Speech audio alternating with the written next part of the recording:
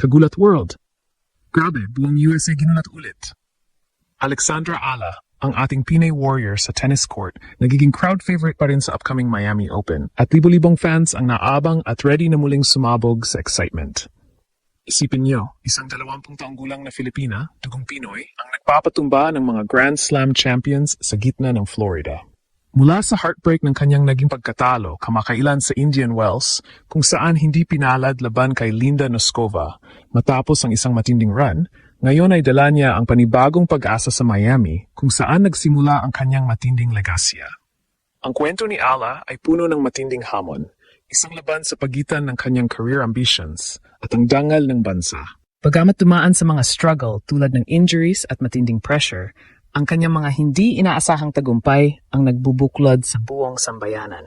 Noong nakaraang taon sa parehong tournament, niyanig ni Ala ang mundo ng talunin niya si Jelena Ostapenko sa isang match na nagpa-wild sa audience at nagpamukhang concert ng isang superstar ang tennis court. Ngayon, sa 2026 Miami Open na magsisimula ngayong March 17th, siya pa rin ang bida at ang mga fans ay overwhelmed na sa tindi ng energy at anticipation. Ang bawat laban ni Alex ay nagiging parang national event dahil sa kanyang magnetic na presensya sa loob at labas ng court. Ang mga live discussions online at mga tweets ay punong-puno ng excitement kung saan tinatawag siyang energy bringer na kayang gawing piyesta ang bawat laro. Marami ang mamangha sa kanyang maturity at kung paano siya lumalaban ng buong tapang na tila ginagawang home turf ang bawat hostile court na kanyang tapakan. Ang emosyon ay sadyang umaapaw, ang pride ay nag-aalab at ang anticipation ay electric dahil ang mga opinyon na marami ay tinuturing na siyang next-gen icon ng tennis. Supporters feel her growth, her fights inspire the youth, and that unmistakable Pinoy spirit makes her truly unstoppable on the global stage.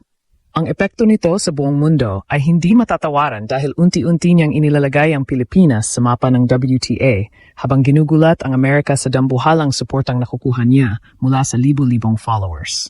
Mula sa kanyang training sessions hanggang sa main courts, ang mga tao ay nakasunod at kahit ang mga Americans ay aminadong ang kanyang fanbase ang kumukuha ng atensyon sa buong stadium. Ngunit sa likod ng bawat palakpak ay may nakatagong hirap. Career versus bansa. Ang journey ni Ala ay hindi naging madali. Mula sa kanyang pagsasanay sa Rafa Nadal Academy, hinarap niya ang iba't ibang hamon sa kalusugan, kabilang na ang naging ankle scare noong 2025 semifinals laban kay Jessica Pegula. Iyon ay isang moment ng heartbreak na nagpaiyak sa mga fans, pero ang kanyang resilience ay sadyang walang katulad. Ang mga supporters ay buzzing tungkol sa kanyang katatagan at kung paano niya hinaharap ang bawat pagkatalo bilang isang aral para sa mas malaking tagumpay.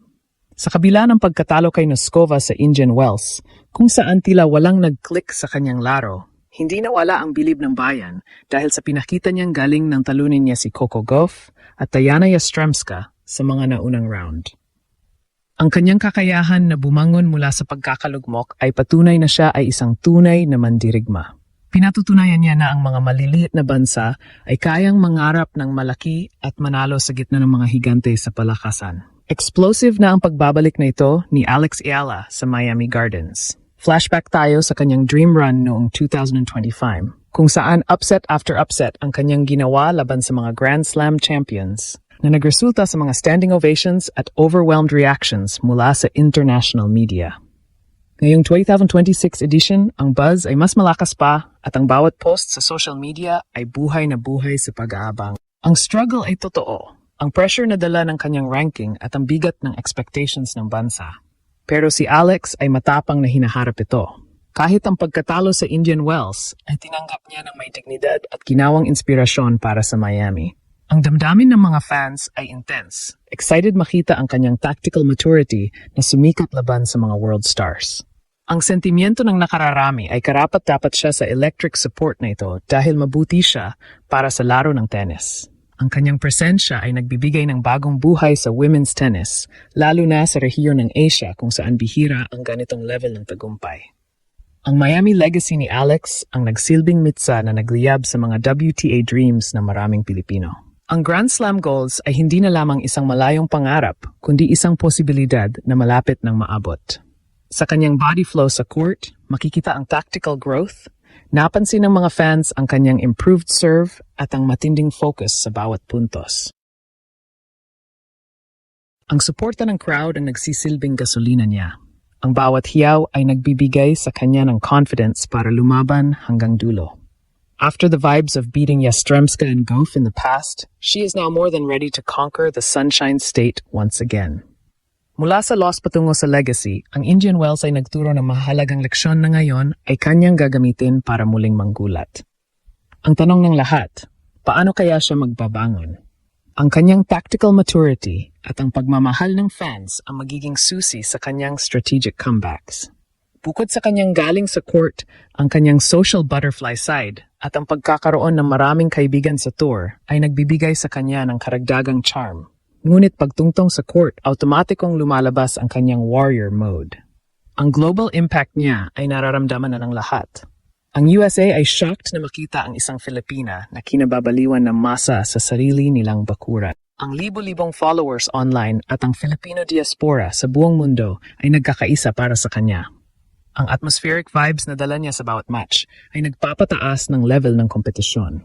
Siya ang patunay na ang dugong Pinoy ay kayang mag-push ng limits at lumampas expectations.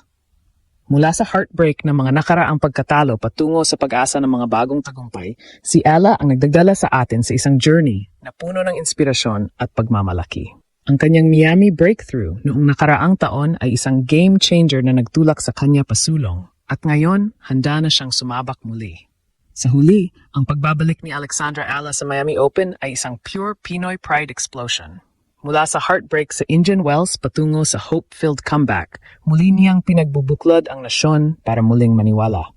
Ang conflict sa pagitan ng personal na ambisyon at responsibilidad sa bansa